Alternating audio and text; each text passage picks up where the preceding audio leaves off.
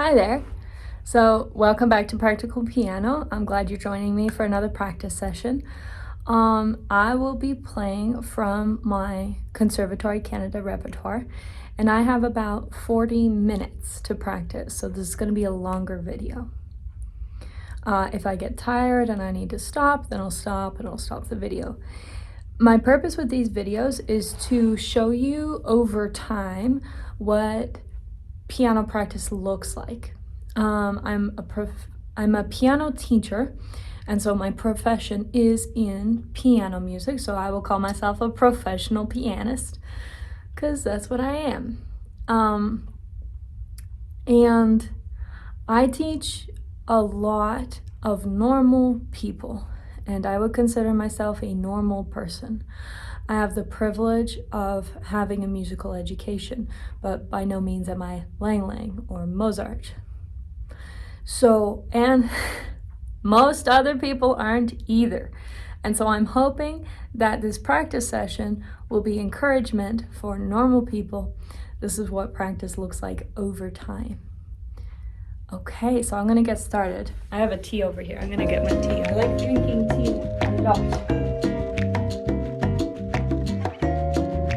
Now, I was gonna say, so that is my purpose, is to show you what normal practice looks like, which will hopefully encourage you in your practice. The stage of life I'm at, I don't have a lot of spare time, so I practice in fits and spells, in small amounts of time, whenever I happen to have it. I happen to have it mostly at work between students, and so I practice at work between students. And I encourage you, because if you're a normal person too, you have other life priorities. Piano is not something you can dedicate 12 hours to. Attend your priorities. That's what we have to do. Piano has to fit in where it fits in. It has to work for your life. Okay, now, I keep circling around the thing I'm trying to say. What I'm trying to say is I don't practice usually for a long time. And so I get maybe half an hour a day on average of practice, which at my level is meager. I should be practicing maybe 2 hours a day. But I don't have that to give because I have many priorities right now that are greater than piano practice. And that may be the case for you. At whatever amount of time you have to dedicate to it, do it. If you have 2 hours, do it. If you have 6 hours, do it. Whatever you put in, you're going to get back a lot. So, but anyways, this is professional piano practice at an average of half an hour a day. Okay.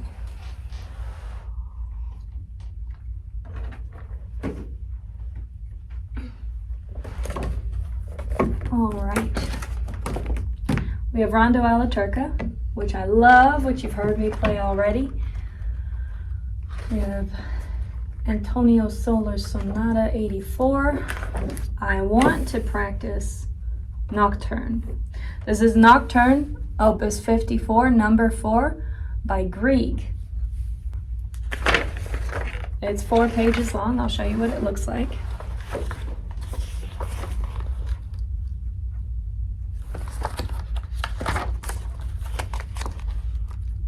And this, I am very pleased with the progress I've made on this song. And it's beautiful. It's just gorgeous.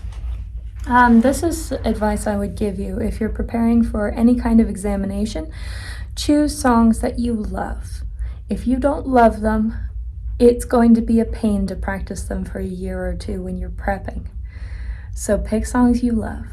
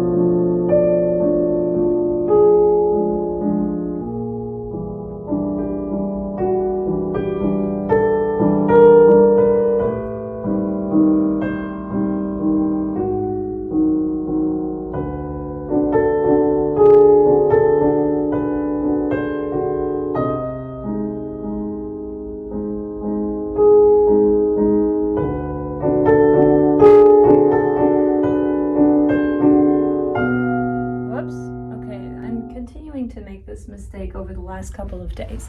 You'll notice in your practice there are things that you get perfectly, and then all of a sudden, they're a wreck. So I'm usually hitting E in that place where I'm supposed to, but the last 3 days I've been hitting F. So I'm going to write it in. And I'm going to write it in because I want to stop this pattern in its tracks so that my brain doesn't form bad habits along this neural pathway, because I want it to know this song by Grieg very well and accurately. Now, there's also some things about this I wasn't pleased with. I'm going to go back and play again. But first, I'm going to start where I made this mistake and finish that measure so that I'm not quitting, I'm finishing. And I'm fixing the mistake, which is important.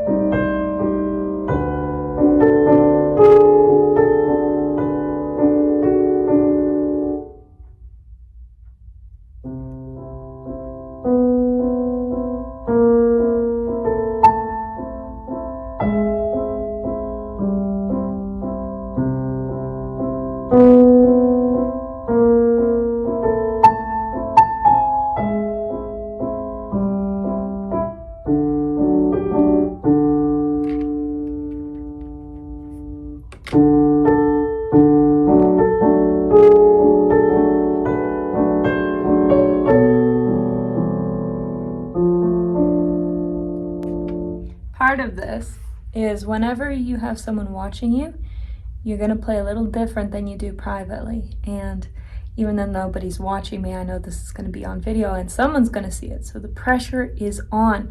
Whenever you have more pressure, you're going to have more errors. Where was that?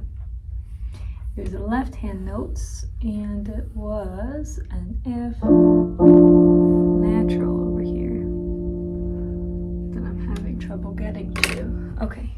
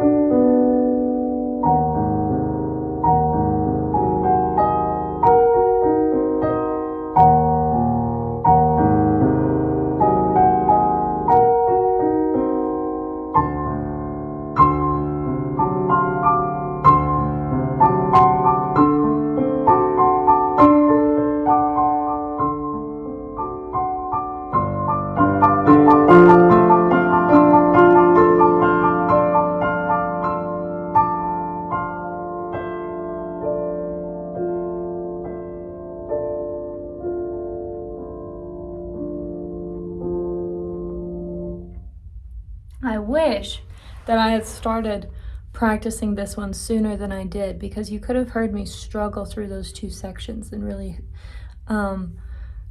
I could have walked you through the parts that are difficult about developing them. But I'll do my best to explain it right now. So this is the second page, or measure 15 through to 34, in case you're looking at the music and you want to know what were the parts that were tough. For me, the trill in measure 16 was the most difficult part. Right here. This trill right here. And now the sense you want to get with this song, you're pairing eighth notes here. Da da da da. Let's see. Da da da da da da da da da da da da da. So you're getting incrementally faster here until your trill. And getting this steady with these notes was no problem for me, because I've practiced eighths on quarters and triplets on quarters and triplets on eighths and triplets on ties. So the rhythm section there was really not hard for me, because I've done a lot of work on that in the past. But going seamlessly from that into the trill and maintaining this, and then being able, really, the trill itself, it took a while for me to get fast at it, because I had to rework my fingering. And I figured out, oh, if I use 4-2, then I can pull it off. But if I'm using 3-2, I can't pull it off, which was what I was trying to do before. I was trying to do 3-1, 3-2, 3-1, 3-2, or vice versa. I might have started with 3-2. But I couldn't do it. I had to switch the 4 and 2 to really be able to pull that off quickly. And then to go seamlessly from the triplet to these grace notes was very, very challenging. So I'm gonna pause the video. The way I have this set up, I can see myself in the picture, and I'm getting distracted from looking at the camera, and I need to look at the camera. Tip for YouTubers out there. It's really a beginner's tip. This is something people know as soon as they start researching cameras. Anyways, I'm gonna stop this, turn it around so I can just focus on the camera. That was the most challenging part. That happens in measure 16, and it also happens down in measure 19, where you've got another trill leading up to a grace note, and you have to pop that top note. That was very, very difficult. Now, the other tough section is from 21 to 32. And it was tough for me because these arpeggios in the left hand are very, very different.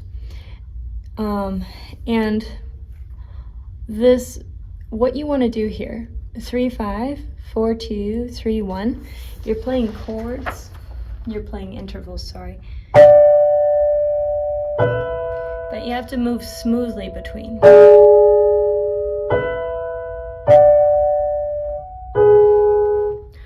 And I can do that mechanically because I've also practiced moving I've practiced moving in thirds.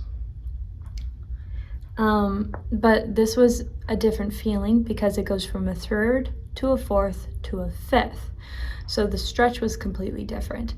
And it was hard on my hand, and I was very sore for a couple weeks. But then probably for like a month.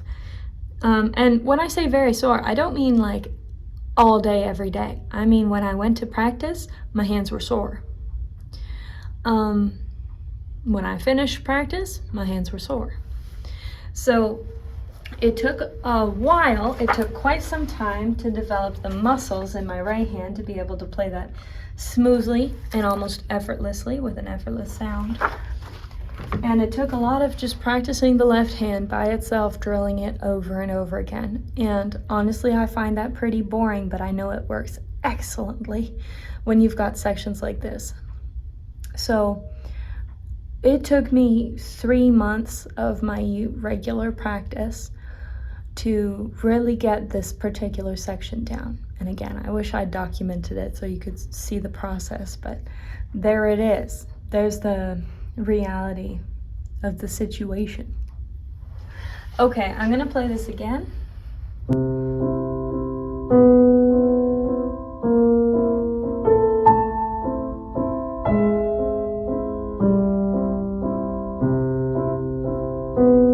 Oh, pedal.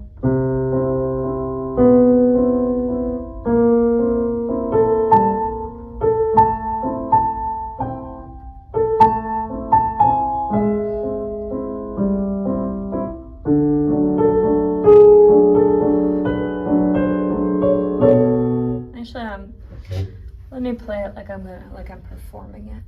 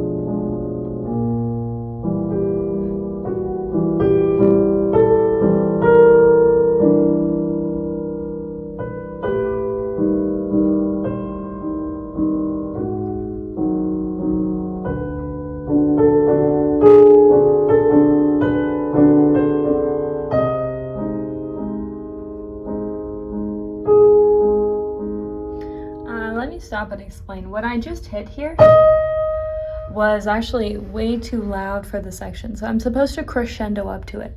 Now, I can make it that loud if I achieve the crescendo and decrescendo, but that one note was like shocker loud. I didn't build up to it appropriately, and then I didn't come down from it very well. So let me do it. I actually don't want to get that loud in the final product, but while it's like this, while it's very loud, let me show you how to crescendo up to it in a way that I'm gonna crescendo up to it in a way that I like better.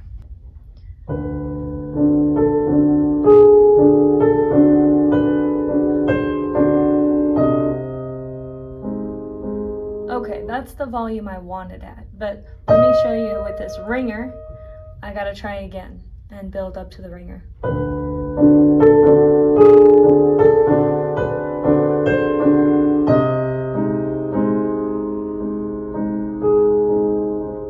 Okay, that was better. So I actually built the volume on the way up so that when I hit it, it kind of fit. It wasn't so odd.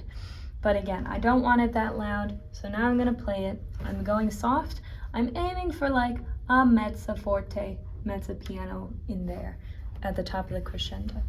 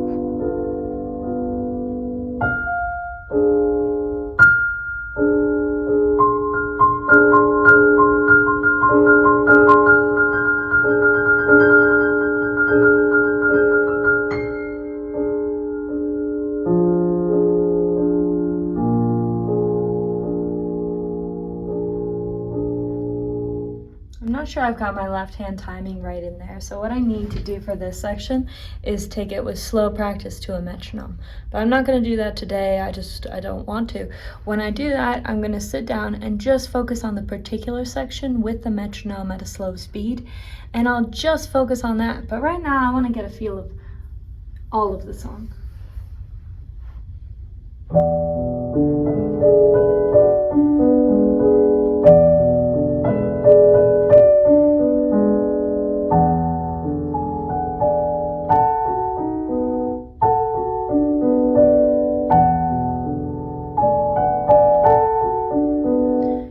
notice with my right hand, I'm moving it like this when I'm playing, especially in the top notes.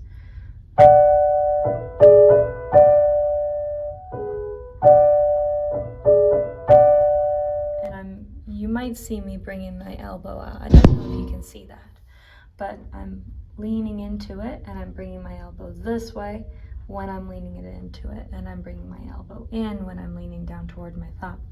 Now my goal here is whenever you're playing multiple notes, you want to bring out the topmost note because it sounds the prettiest. That's the actual melody.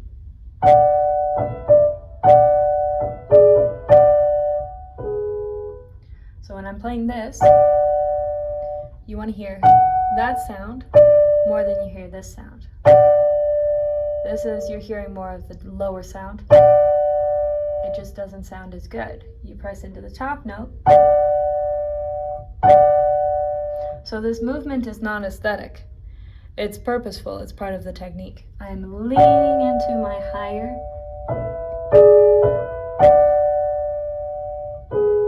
Because I want to put my arm weight into these two fingers because they're playing my top notes.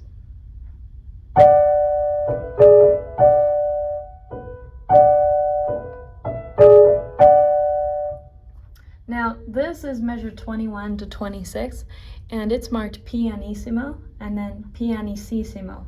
So that's 2 P's and then 3 P's. So it's supposed to be absolutely quiet. But when you're playing for accuracy and you want to get the notes correct and you want to get the timing correct, play loud and steady. And that's what I've been doing for a few months now, because before I can make this quiet, I have to make it right. So I play loud and steady, although I'm working now on easing down on the sound.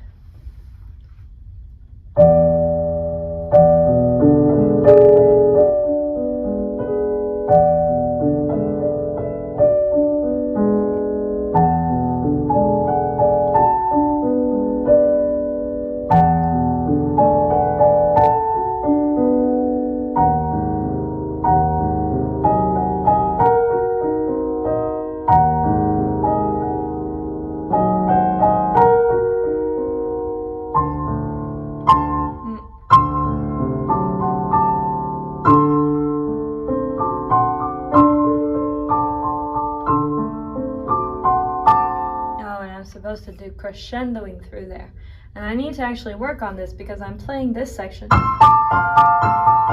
the fortissimo it's supposed to be, but if I just go to fortissimo without building a crescendo, it's going to sound bad. So we got to do this again with the crescendo. Okay, let's go again.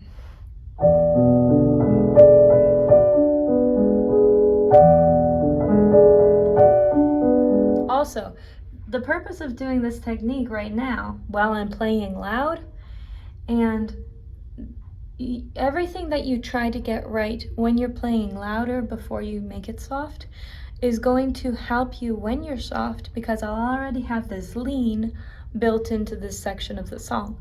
So even when I'm playing very softly, I'll be leaning appropriately into that part of my hand.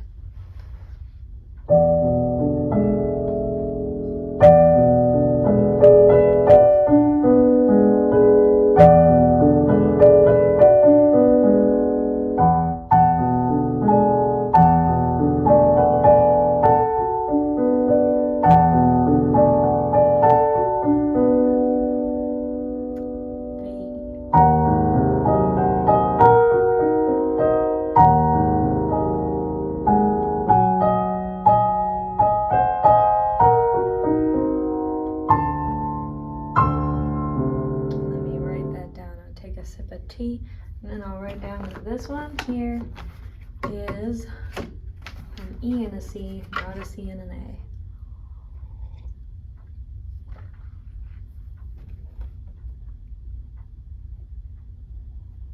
A. Alright. That's what I'm supposed to play. That's what I'm reaching for.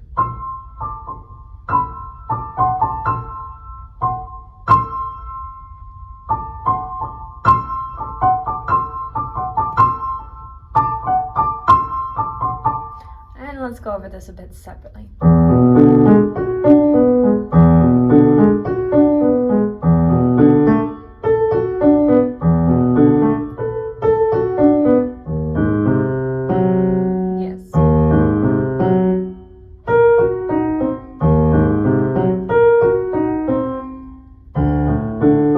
Oops. Is that right? D, D, A, C, F sharp.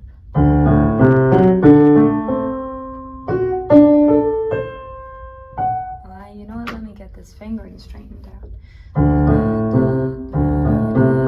Oh no, that's what I'm doing.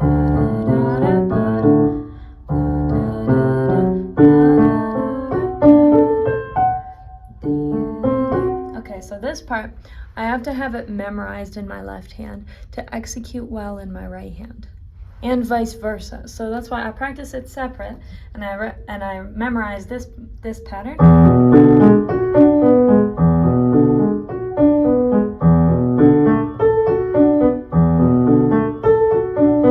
And then I memorize the next pattern.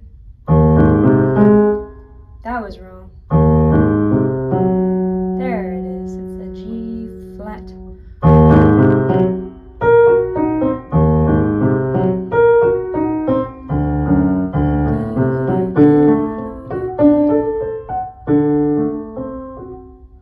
And then right hand.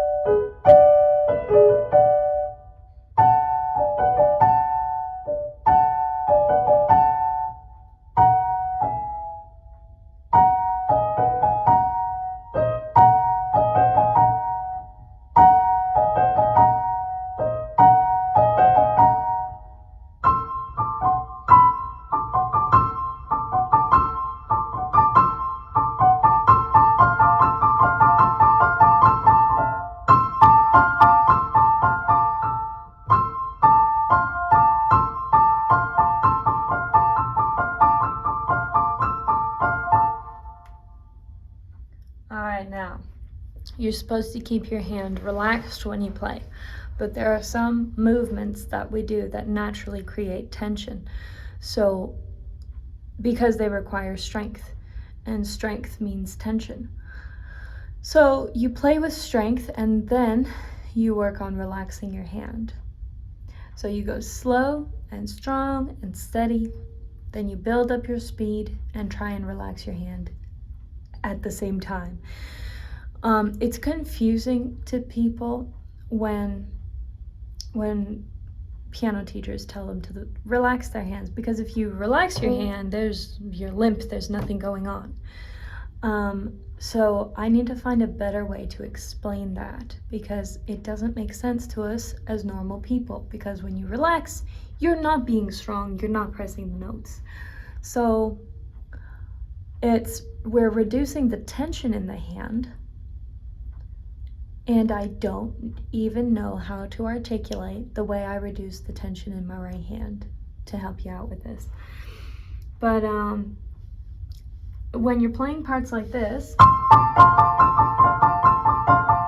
how my hand is all stiff like this? Yeah.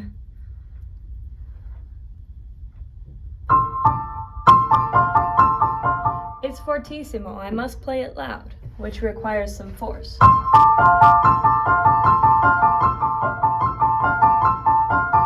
And the force I'm delivering is I'm trying to push forward from my arm. So my hand is completely limp. Watch this. I'm pushing forward from my arm. My hand is totally limp. My arm is stiff.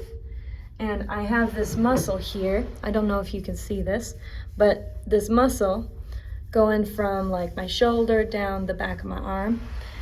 And like it would be the part that would be your wing if you had wings. But anyway, so that's where the force is coming for this section.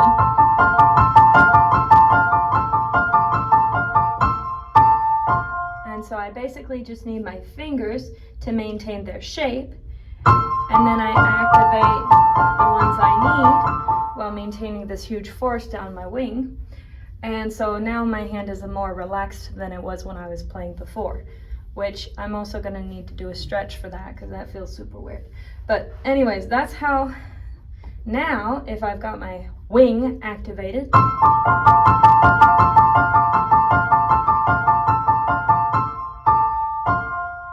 okay, my hand is actually not stiff.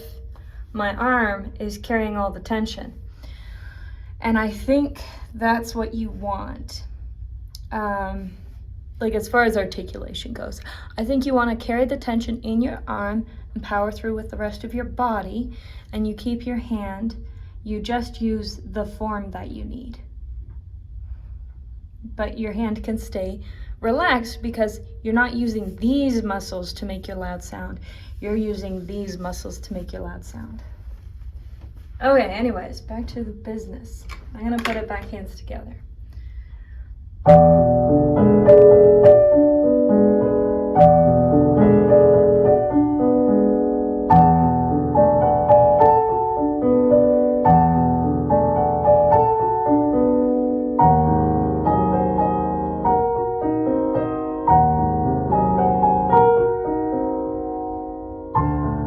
Whoops.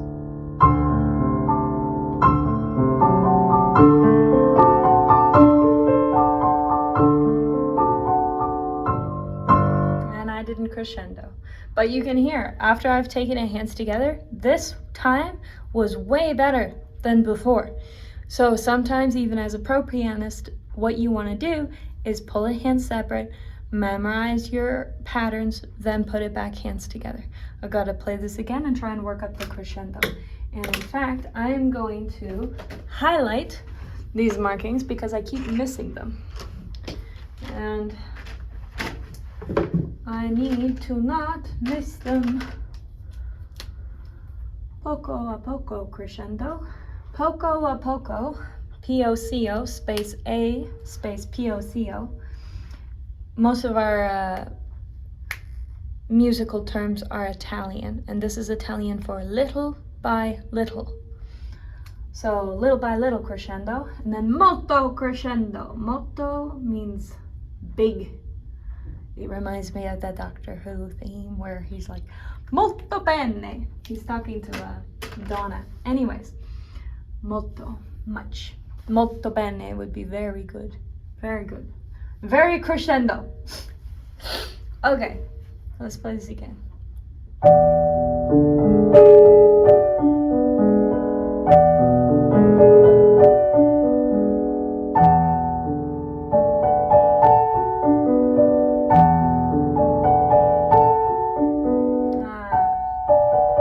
See, I'm popping these. I shouldn't be. Let's try again. I'm excited about the molto bene.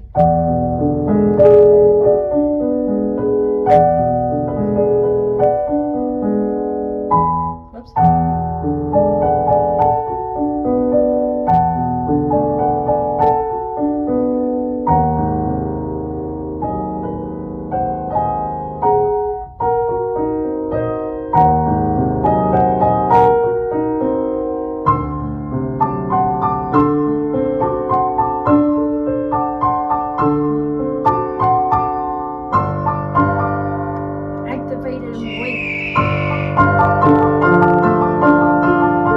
I missed one. I missed it again.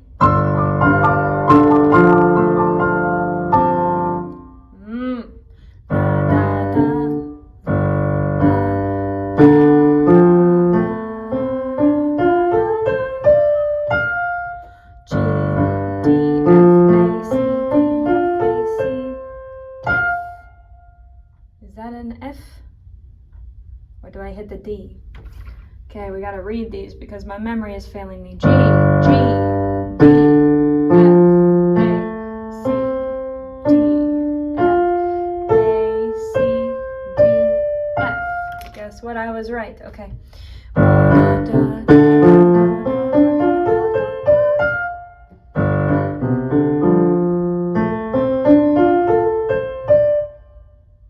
Whoops.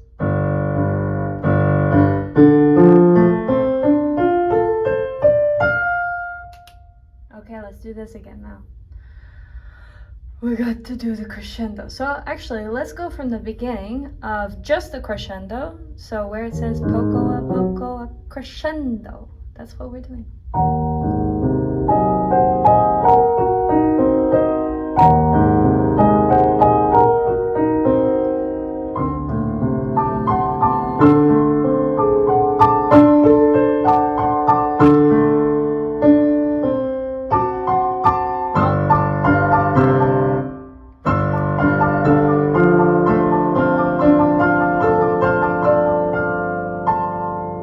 Whoops.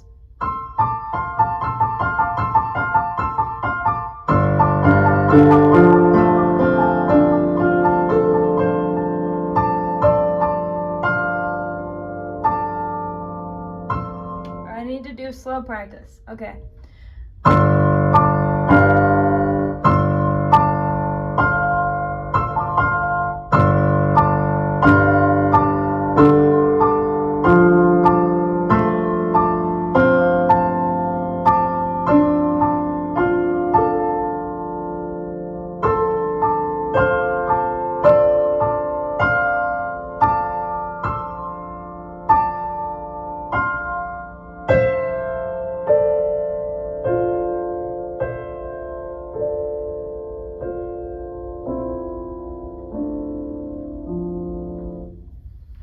Let's do that again. Boy, that hurts. Okay.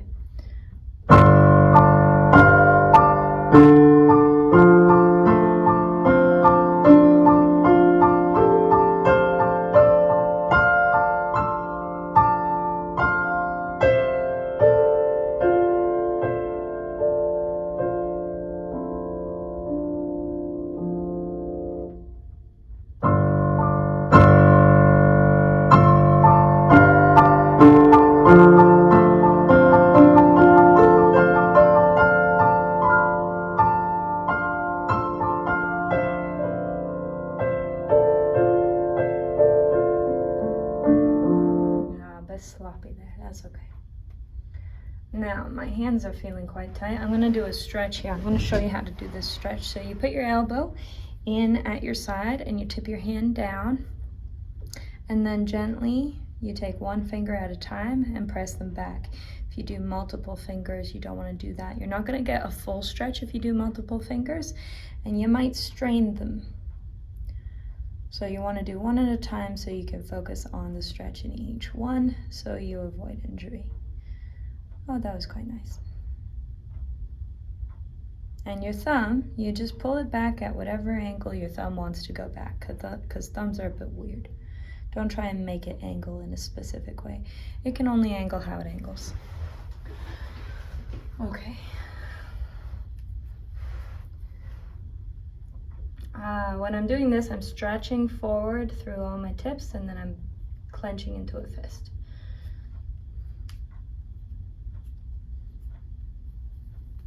And then I shake them out. And that helps them feel better. Now, I have to stop practicing this section soon because my hands are tensing up and feeling not their best. And this is actually not a bad feeling. This is like your muscles the days after a workout or right after a workout. You're just exhausted, tight in places that you're like, I did not expect to be tight there. And that's just how exercise is. So what you're doing when you're practicing is exercising your hands. When you're playing something that requires speed and strength like this, you're going to be feeling some tension in your hands, and you're going to need to stretch them, and you're going to feel some soreness. And that's just par for the course. When you start to feel pain, stop. So I'm going to do one more time, and it really doesn't matter how it turns out, because I'm just doing one extra for the sake of doing one extra, and then I'm moving on.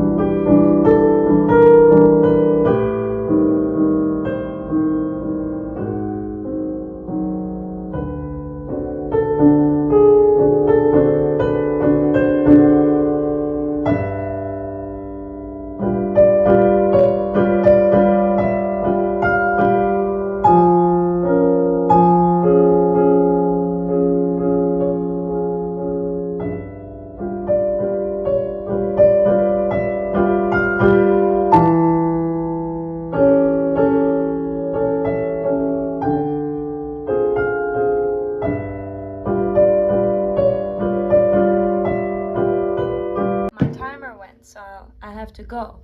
But I have left enough time for myself with the timer. Even with when I set the timer, I left enough time that I could finish up. So that's what we're gonna do. Now, where was I? Let's go from here. I don't know if this is where I was, but here we go. Oh no, I was a little past this, but that's okay.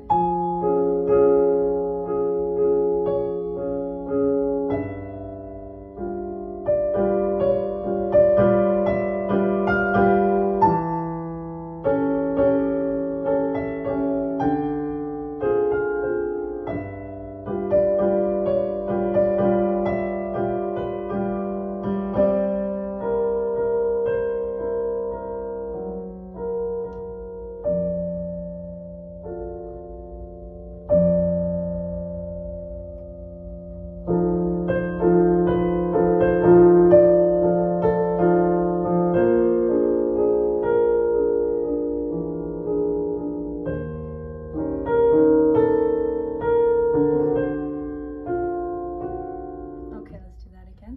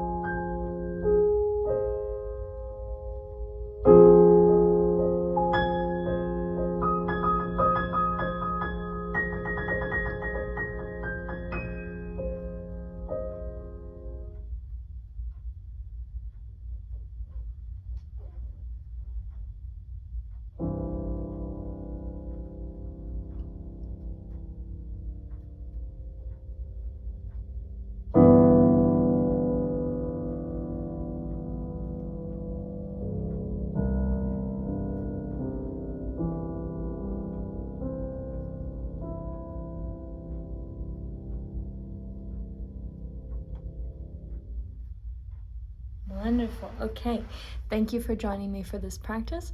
If you enjoy this type of content, leave a like, subscribe, leave a comment if you want to express which part you enjoyed.